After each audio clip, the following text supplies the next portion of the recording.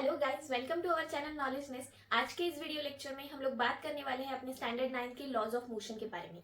जो चैप्टर हमने 9th standard का स्टार्ट किया था उसका आज लेक्चर नंबर 4 है, जिसमें मैं आपको लॉज ऑफ मोशन के बारे में बताऊंगी। ओके, सो ये लॉज ऑफ मोशन जो है, मोशन के कुछ लॉज, ये हमको न्यूटन ने दिए थे। इसके लिए उसको हम न्यूटन्स लॉज ऑफ मोशन भी बोलते हैं। Okay, Newton's laws of motion. Friends, ये लॉज टोटल 3 होते हैं। इसके लिए फर्स्ट लॉ है, सेकेंड लॉ है और थर्ड लॉ है। इसमें का फर्स्ट लॉ भी हम देखेंगे, न्यूटन्स फर्स्ट लॉ। ओके, बहुत इंपॉर्टेंट है फ्रेंड्स अपने एग्जाम पॉइंट ऑफ व्यू से, और मैं आपको बहुत अच्छे से एक्सप्लेन करूंगी। Okay, so let's start our first law of motion, Newton's law of motion. क्या है हमारा फर्स्ट लॉ न्यूटन का? Every body continuous to remain state of its original position unless an external unbalanced force acts on it. Okay, example से समझा के देती हूँ friends. देखो, हमारे पास एक बॉडी है, सपोज हमारे पास एक बॉल है एक टेबल पे। ओके, सपोज ये टेबल है और इस पे हमारा क्या है, एक बॉल है। ओके, ये बॉल कैसा है? अभी एक स्टैटिक पोजीशन पे, एक रेस्ट पोजीशन पे है। ओके, तो हमारा न्यूटन का फर्स्ट लॉ ऐसा है कि जो बॉडी है वो कंटिन्यूस कैसे रहेंगी, remain state of its original position. वो उसके ओरिजिनल पोजीशन पे कैसे रहेंगी, वो एक स्टेट पोजीशन में रहेंगी, स्टैटिक पोजीशन में रहेंगी। अनलेस कब तक? जब तक कोई भी उसे एक एक्सटर्नल फोर्स एक्ट नहीं होता वो बॉडी पे, तब तक वो बॉडी कैसे रहेंगी, एक ओरिजिनल पोजीशन में, उसके स्टैटिक पोजीशन में रहेंगी। फॉर एग्जाम्पल, अगर मैंने ये बॉल को यहाँ से कुछ फोर्स लगाया या फिर हवा की वजह से वो यहाँ से गिर गया।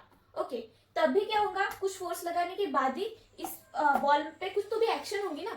अगर मैंने इसे कुछ भी फोर्स ही नहीं लगाया तो वो कैसे रहेंगे, एक रिमेन स्टैटिक। ओके, सो हमारा न्यूटन का फर्स्ट लॉ यही बोलता है कि जो एक ऑब्जेक्ट है, every object continues to remain state. Okay, static जो हमारी ऑब्जेक्ट है वो कैसी रहती है, एक स्टैटिक पोजिशन में रहती है। अनलेस कब तक? जब तक an external unbalanced force acts on it. जो भी सराउंडिंग में का जो एक्सटर्नल फोर्स वो ऑब्जेक्ट पे नहीं लगता, तब तक हमारी जो ऑब्जेक्ट है वो कैसे रहती है, स्टैटिक पोजीशन पे रहती है, एक स्टेट पोजीशन पे रहती है। Okay, it is our first law of motion, Newton का फर्स्ट लॉ। आई होप आपको समझ में आऊंगा। ओके, ना अब हम बात करते हैं अपने सेकेंड लॉ ऑफ मोशन के बारे में, जो कि है हमारा मोमेंटम पे based. The rate of change in momentum is directly proportional to the force and takes place in the direction in which the force acts. देखो, अब क्या है हमारा rate of change in momentum. अब ये मोमेंटम क्या है, तो देखो, momentum is nothing but the product of mass into velocity. ये जो हमारा मोमेंटम है इसको हम स्मॉल p से डिनोट करते हैं। P is equals to mv, P equals to mv। Okay, देखो, अब change in momentum, change in momentum means क्या है, rate of change in momentum. Rate of change in momentum मतलब क्या है, हमारा जो फाइनल मोमेंटम है उसमें से हमको इनिशियल मोमेंटम माइनस करना है। Rate of change in momentum that means final momentum minus initial momentum. What is the final momentum?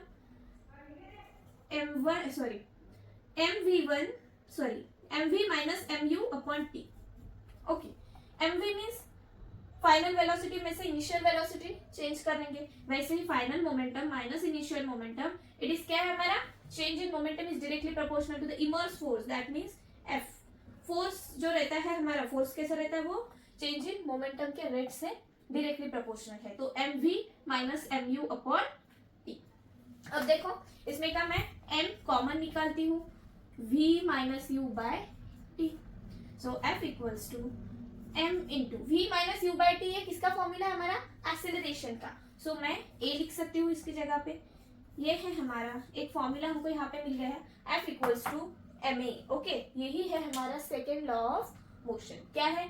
The rate of change of momentum is proportional to the impressed force and takes place in the direction in which the force acts. Okay, यहाँ पे rate of change in momentum क्या है हमारा, उसके final momentum में से initial momentum को minus करना। Okay, with respect to time, m common निकाला, v minus u by T. v minus u by T तो हमारा एक्सेलरेशन है, final velocity minus initial velocity. Okay, तो हमने इसकी जगह पे एक्सेलरेशन लिखा और हमको हमारा नया फॉर्मूला मिल गया f इक्वल्स टू ma, जो कि मैंने आपको बोला था कि ma क्या है हमारा, जो मैंने आपको फर्स्ट लेक्चर पे फोर्स जब सिखाया था तब बताया था। Okay, this is our second law of motion. Now अब हम बात करते हैं हमारे थर्ड लॉ ऑफ मोशन की, जो कि सबसे इजी है और बहुत ही इंपॉर्टेंट है। Our third law of motion Newton का। देखो, what is the third law of motion?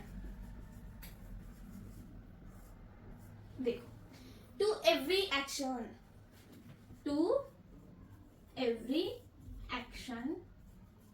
there is a equal and opposite reaction.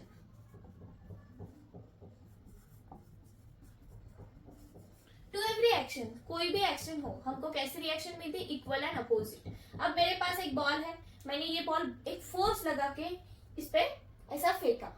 Okay, ये वॉल पे मैंने एक बॉल ऐसा बहुत ही फोर्स लगा के फेंका, तो क्या होता है? वो बॉल उतने ही फोर्स से वापस चला आता है। मतलब to every action there is an equal force में आ गया, और अपोजिट उसने क्या दी? रिएक्शन दी। Okay, equal and opposite reaction वो देता है। To every action there is an equal and opposite reaction. कोई भी बात, अगर हमने रॉकेट, ओके, रॉकेट का जो एग्जांपल है वो अपने न्यूटन के थर्ड लॉ पे बेस्ड है। ओके, हमको जो स्पेस में रॉकेट लॉन्च करने पड़ते, तब हमको क्या करना पड़ता? नीचे से बहुत ही ज्यादा अमाउंट में उसको फ्यूल देना पड़ता। जितना हम उसे फ्यूल देंगे उतनी क्या होंगी? वो उतने ही फोर्स से वो ऊपर जाएगा। Okay, to every action there is an equal and opposite reaction. नीचे से लगाएंगे तो वो ऊपर चलाएगा। ओके, ये बॉल ऐसे वॉल पे फेंकूंगी तो वो इंस्टेंट वापस चलाएगा उतने ही फोर्स में। अगर मैंने उसको 10 न्यूटन का फोर्स लगाया तो वो 10 न्यूटन के फोर्स से ही क्या होगा?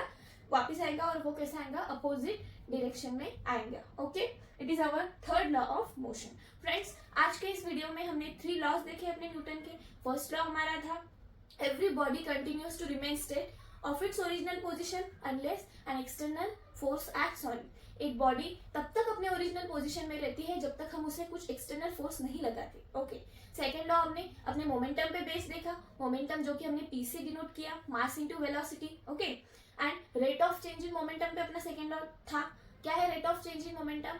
mv minus M U upon T. Okay, v minus U upon T अपने कॉमन निकाला, साइड में निकाला, जो क्या है हमारा ए, एक्सीलरेशन। और हमको क्या फॉर्मूला मिल गया अपना? Force is equals to mass into acceleration. ये था हमारा सेकेंड लॉ। अब हमारा थर्ड लॉ क्या है? To every action there is an equal and opposite reaction. जो भी एक्शन हम करेंगे हमको क्या मिलेगी? इक्वल और अपोजिट रिएक्शन मिलेंगे। ये हमारे आज के वीडियो के 3 मोस्ट इंपॉर्टेंट लॉज है न्यूटन के।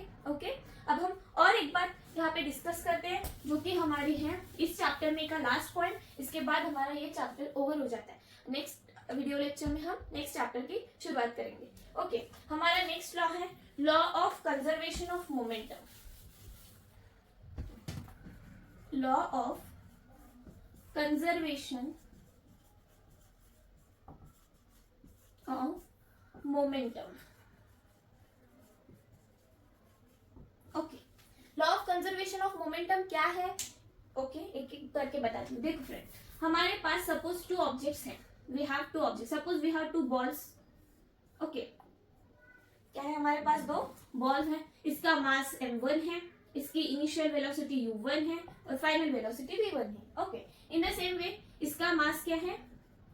m2 है, इसकी इनिशियल वेलोसिटी u2 है और फाइनल वेलोसिटी v2 है। ओके, हमने इस पे F1 फोर्स लगाया और यहाँ से हमको क्या मिल गया? इंस्टेंट अपोजिट फोर्स मिल गया। मतलब हमको क्या मिल गया यहाँ से? F2। इसका क्या है? F2 क्या है उसका?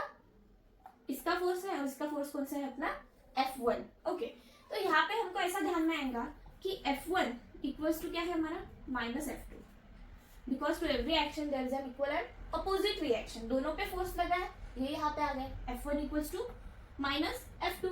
ओके, सपोज मैं इसको F1 नाम दे देती हूँ। ओके, तो देखो इसी को हमको कंटिन्यू करना है। F1 equals to minus F2 है ना हमारे पास। तो फोर्स का फॉर्मूला क्या है? F1 equals to m1 a1। तो a1 को ही मैं क्या लिख सकती हूँ? Final velocity minus initial velocity upon time t। Okay, in the same way equals to minus m2 into final velocity minus initial velocity upon time t। Okay, clear है यहाँ तक? m1 m2 ये क्या है? सिंपली F1 और F2 का जो भी कॉम्बिनेशन है अपना law of conservation of momentum, वो है हमारा। ओके अब देखो फ्रेंड्स, ओके दोनों के डिनोमिनेटर में क्या है अपना टाइम टी, जो कि क्या होता है अभी कैंसिल होता है क्योंकि बीच में उसके इक्वल्स टू का साइन। अब देखो m1 v1 minus u1 equals to m2 v2 minus u2। अब इसको मैं इससे मल्टीप्लाई करती हूँ, m1 v1 minus m2 sorry m1 u1 okay equals to m2 v2 minus m2 u। Okay अब देखो ये माइनस m1 u1 है, ये m2 u2 है, मैं क्या करती हूँ इसको इधर लेके आती हूँ। सॉरी फ्रेंड्स, यहाँ पे हमारा क्या था, माइनस का साइन था ना। ओके ये माइनस का साइन होने से ये क्या होता, माइनस m1 u1 है ना, माइनस m2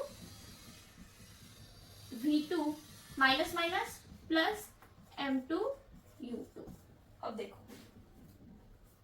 हमारा जो m1 v1 है वो एज इट इज, यहाँ पे क्या है हमारा माइनस m2 v2, ये इधर लेके आती हूँ, क्या होगा plus m2 v2। Okay and ये हमारा m2 u2 इधर एज इट इज, और ये क्या है हमारा m1 u1, यहाँ पे माइनस है, ये यहाँ पे लेके आती हूँ m1 u1 plus m2 u1। Okay आ गया दोनों भी। अब इसको फ्रेंड्स अब हम इसे एक सीधा लिख लेते हैं, m1 u1 plus m2 u2 m1 v1 plus m2 v2। यही हमारा फॉर्मूला है अपने law of conservation of momentum का। ओके बहुत इजी है, डिराइव करके बताया मैंने आपको बहुत ही इजी वे में। यहाँ पे हमारा फर्स्ट चैप्टर 9th स्टैंडर्ड का ओवर होता है। ओके इसमें हमने आज के टॉपिक में देखे अपने laws of motion, Newton's laws of motion, and then we will discuss about our laws of conservation of momentum. Okay friends बहुत इजी वे में है, एक बार पूरे डिराइव करके देखिएगा, उसकी प्रैक्टिस कीजिए। ओके देन आपको बहुत अच्छे से समझ में आएंगे। ओके फ्रेंड्स अगर आपको मेरे वीडियोस अच्छे लगते हैं तो मेरे यूट्यूब चैनल को फॉलो कीजिए। ओके और बेल आइकॉन को प्रेस कीजिए, प्लीज सब्सक्राइब कीजिए, लाइक कीजिए वीडियोस को। ओके ताकि और ऐसे नए नए वीडियोस आप तक पहुंच जाएंगे। Thank you.